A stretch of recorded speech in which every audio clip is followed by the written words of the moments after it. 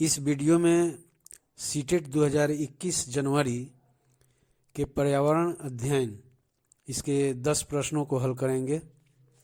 ऐसा इसलिए कि वीडियो ज़्यादा लंबा ना बन जाए। तो पहला प्रश्न है कि ईवीएस में मानचित्र कौशल और उसके बाद इसका 4 विकल्प है। पहला है रिकॉर्डिंग कौशल को विकसित करता है। दूसरा है स्थानों की सापेक्ष स्थिति की समझ को विकसित करता है। तीसरा लैंडस्केप खींचने के कौशल को विकसित करता है। चौथा है पूर्वानुमान और गणना के कौशल को विकसित करता है। तो प्रश्न है कि ईवीएस में मानचित्र कौशल, तो इसका जो दूसरा ऑप्शन है, दूसरा विकल्प है कि स्थानों की सापेक्ष स्थिति की समझ को विकसित करता है। ये सही विकल्प है। अगला प्रश्न है कक्षा 5 के समन्वयन आमतौर पर अपना दिया हुआ कक्षा का कार्य नहीं करते हैं। मुद्दे को हल करने का सबसे अच्छा उपाय हो सकता है। पहला विकल्प है माता पिता से बात करें और उन्हें सलाह दें। दूसरा है उसे वैकल्पिक और आसान गृह कार्य दें। तीसरा उनकी कठिनाई का पता लगाने और उनके अनुसार कक्षा कार्य को समायोजित करने के लिए उससे बात करें। चौथा है किसी दूसरे बच्चे को उसकी कक्षा के कार्य को पूरा करने में मदद करें। तो इन सभी विकल्पों में जो तीसरा विकल्प है कि उसकी कठिनाई का पता लगाने और उसके अनुसार कक्षा कार्य को समायोजित करने के लिए उससे बात करें, ये सही है। अगला प्रश्न है मुस्कान ने परिवहन में डीजल वाहनों का उपयोग निषिद्ध होना चाहिए विषय पर एक वाद विवाद का आयोजन किया। मुस्कान के द्वारा इस विषय पर कक्षा में वाद विवाद के आयोजन का क्या उद्देश्य है? इसके भी 4 विकल्प हैं। पहला है वह आधुनिक वाहनों के उपयोग के लाभों पर छात्रों को संवेदनशील बनाना चाहती है।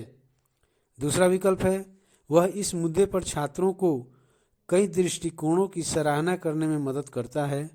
तीसरा वह पूरी तरह से परिवहन में डीजल वाहनों पर प्रतिबंध लगाने की आवश्यकता पर छात्रों को संवेदनशील बनाना चाहती है। चौथा यह छात्रों के विचारों को जानने और उन्हें सही करने में मदद करेगा। तो प्रश्न था कि मुस्कान ने परिवहन में डीजल वाहनों का उपयोग निषिद्ध होना चाहिए, यानी कि इस विषय पे वाद विवाद का आयोजन उसने किया। तो इसका सही विकल्प है, यानी कि उसके इस तरह से वाद विवाद विषय आयोजन करने का उद्देश्य क्या है। तो इन चारों ऑप्शनों में जो दूसरा है कि वह इस मुद्दे पर छात्रों को कई दृष्टिकोणों की सराहना करने में मदद करता है, ये सही है। अगला प्रश्न है कुछ हजार साल पहले भारत में तालाबों के निर्माण के अल-बरूनी के अवलोकन के आधार पर कक्षा 5 के ईवीएस के पाठ्यपुस्तक में एक अनुच्छेद है। इस अनुच्छेद को शामिल करने का क्या उद्देश्य होगा? पहला है ए है कि यह इतिहास के स्रोतों की पहचान करने में शिक्षार्थियों की मदद करता है। बी यह शिक्षार्थियों को उनके अवलोकनों की रिकॉर्डिंग में सुधार करने में मदद करता है। सी यह शिक्षार्थियों को कुछ 1000 साल पहले भारत में मौजूद तकनीक की सराहना करने में मदद करता है। डी यह शिक्षार्थियों को इतिहास में साक्ष्य की भूमिका की सराहना करने में मदद करता है। इसके भी 4 विकल्प हैं। पहला है केवल ए और डी, दूसरा केवल ए और सी, तीसरा ए बी सी, चौथा ए सी डी। तो इसका जो चौथा विकल्प है ए सी और डी, ये सही है। तो एक बार फिर से ए सी और डी को देखेंगे कि इसमें क्या कहा गया है। तो ए है कि यह इतिहास के स्रोतों की पहचान करने में शिक्षार्थियों की मदद करता है। सी है कि यह शिक्षार्थियों को कुछ 1000 साल पहले भारत में मौजूद तकनीक की सराहना करने में मदद करता है। और डी है कि यह शिक्षार्थियों को इतिहास में साक्ष्य की भूमिका की सराहना करने में मदद करता है। अगला प्रश्न है ईवीएस की एकीकृत प्रकृति सहायक है। इसके भी 4 विकल्प हैं। पहला, शिक्षार्थी केंद्रित उपागम का पालन करने और संकल्पनाओं की अधिक संख्या का परिचय देने में। दूसरा, दी गई सूचनाओं और विवरणों से सीखने में। तीसरा, पाठ्यचर्या के भार को कम करने और विशिष्ट उपकरणों को पेश करने में। चौथा, पाठ्यचर्या के भार को कम करने और शिक्षार्थियों को सार्थकता पूर्वक सीखने में।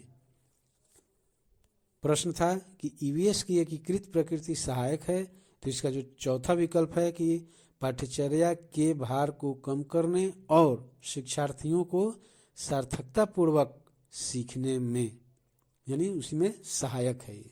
अगला प्रश्न है, निम्नलिखित में से क्या ईवीएस में आकलन का एक व्यापक संकेत नहीं है? पहला विकल्प, समानता के प्रति सरोकार। दूसरा, अवधारणा मानचित्रण। तीसरा, सहयोग। चौथा, न्याय के प्रति सरोकार। तो इसका जो दूसरा विकल्प है, अवधारणा मानचित्र, यानी कि प्रश्न है कि निम्नलिखित में से क्या ईवीएस में आकलन का एक व्यापक संकेत नहीं है, यानी वो संकेत व्यापक संकेत नहीं है। तो ये इसका होगा कि अवधारणा मानचित्र। अगला प्रश्न है, पर्यावरण अध्ययन में प्रश्न करने को एक युक्ति के रूप में उपयोग किया जाता है। पहला विकल्प, नियमों के पालन को बढ़ावा देने के लिए। दूसरा, कक्ष में जिज्ञासा को बढ़ाने के लिए। तीसरा, अनुशासन को बनाए रखने के लिए। और चौथा, ध्यान खींचने के लिए। तो इन चारों विकल्पों में सबसे सही विकल्प है कि कक्ष में जिज्ञासा को बढ़ाने के लिए, अर्थात पर्यावरण अध्ययन में प्रश्न करने को एक युक्ति के रूप में उपयोग किया जाता है। उसका उत्तर कक्ष में जिज्ञासा को बढ़ाने के लिए। अगला प्रश्न, अपनी कक्षा में 50 से अधिक छात्रों के साथ वाणी उन्हें एक ऐसी गतिविधि में जोड़ना चाहती है जिसमें सीखने और बढ़ाने के लिए अधिकतम संख्या में इंद्रियां शामिल हों। निम्न में से कौन सा क्रियाकलाप उपरोक्त कार्य के लिए ठीक होगा? पहला है, उचित एवी साधन के लिए स्मार्ट कक्ष का उपयोग करना। दूसरा, नज़दीक के स्थान के लिए क्षेत्र भ्रमण आयोजन करना। तीसरा, कौशलों के प्रदर्शन के लिए समुदाय से संदर्भ व्यक्तियों को आमंत्रित करना। चौथा, समूह चर्चा को प्रोत्साहित करना। तो इसमें जो दूसरा विकल्प है कि नज़दीक के स्थान के लिए क्षेत्र भ्रमण का आयोजन करना, ये सही है, क्योंकि ऐसी गतिविधियां जो हैं ये छात्रों में हैं जो या शिक्षार्थी हैं, इसमें सीखने को बढ़ावा देने के लिए अधिकतम संख्या में इंद्रियां शामिल होंगी। और छात्रों की संख्या मान लीजिए 50 है, अधिक से अधिक संख्या भी है उनकी, तो नज़दीक के स्थान के लिए क्षेत्र भ्रमण आयोजन करना इसका सही विकल्प है। अगला प्रश्न है, इकरा अपने शिक्षार्थियों को ईवीएस में समाचार पत्रों और पत्रिकाओं को पढ़ने के लिए क्यों प्रोत्साहित करती है? पहला विकल्प, ये शिक्षार्थियों को स्वतंत्र बनाने में सहायता करते हैं। दूसरा, ये शिक्षार्थियों को प्रतिस्पर्धी बनाते हैं। तीसरा, ये मनोरंजन संसाधन उपलब्ध हैं। चौथा, ये शिक्षार्थियों को उनके अपने संसार से जुड़ने में सहायता करते हैं।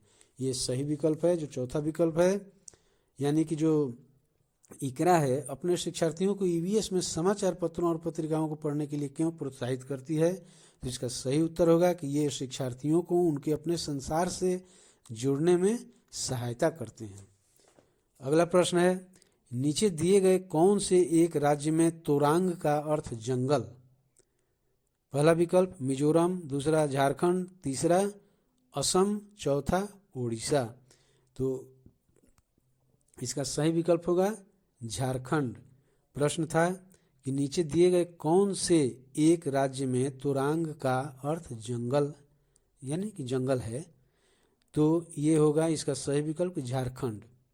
झारखंड राज्य में वहाँ की जो भाषा है, स्थानीय भाषा कहें या अपनी लोकल भाषा, तो उस भाषा में जो झारखंड राज्य है वहाँ की भाषा में तोरांग का अर्थ जंगल होता है। अन्य प्रश्नों को हम अगले वीडियो में। और ऐसा इसलिए किया जा रहा है ताकि ये वीडियो बहुत लंबा न हो जाए।